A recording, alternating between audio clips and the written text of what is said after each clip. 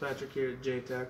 Today we got ourselves a head here. We're going to be showing you how to remove the piston out of there. Go over a little bit of the inspection on to make sure all of the equipment's good there. This time we're going to be using a C-clamp versus the other one. So first what we're going to want to do, we have our guides that sit right in there, and we need to compress the spring just like that to reveal them. And this locks in place to hold that right there, compressed. So then we're going to take these little guys out. There's the one, they're tiny, you got to keep track of them.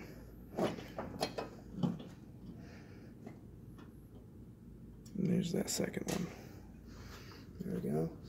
There's a little cap that sits right there too, so you got to be careful of this when you're taking it out. I'm going to back off slowly.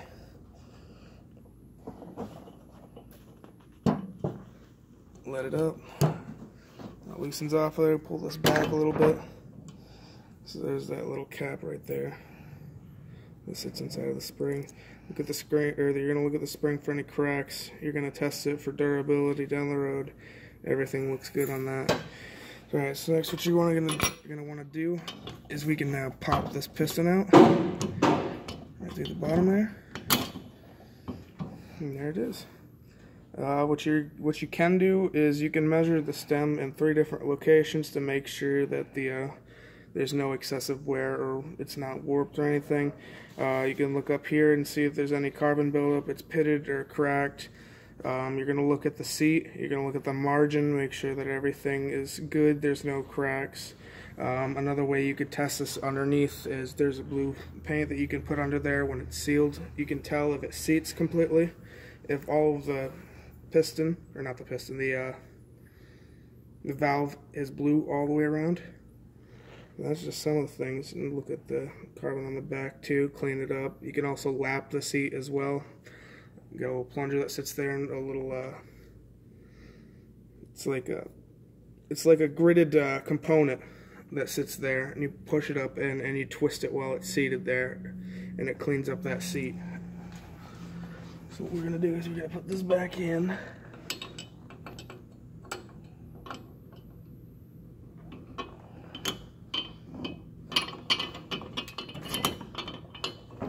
Back up and in.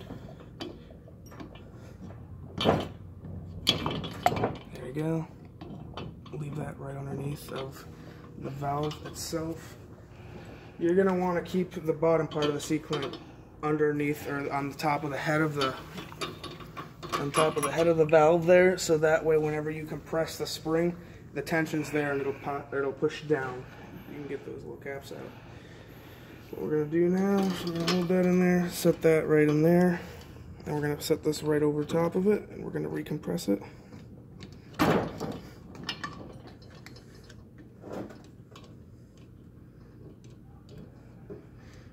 Might need to loosen it. Oh, sorry to go.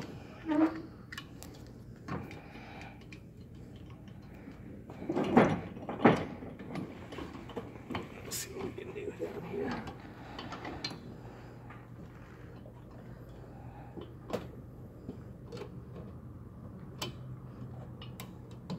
Okay, we're gonna have to loosen this a little bit.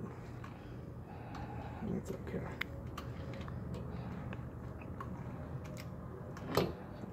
Put this back up and over top, like so. We're going to tighten this back down a little bit to the point where we can recompress it and still get those inserts in there.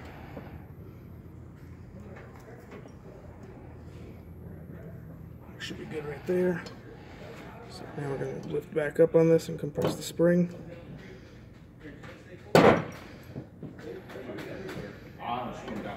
Just like that.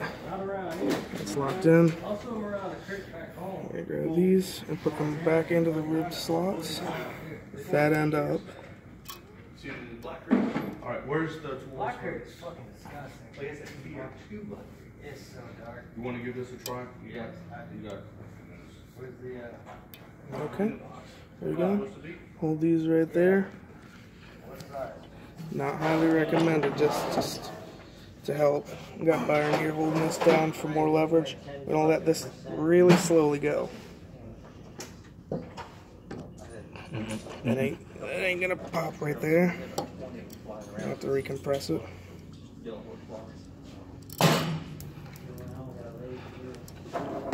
There's one.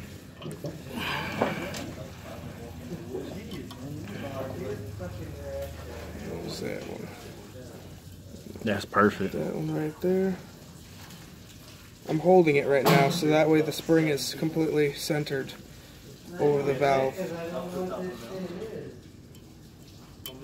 There you go. Then we're gonna let it up slowly. And it'll sit right in there, and it's flush all the way around there. You can back this up. It's in there. Everything is in working order.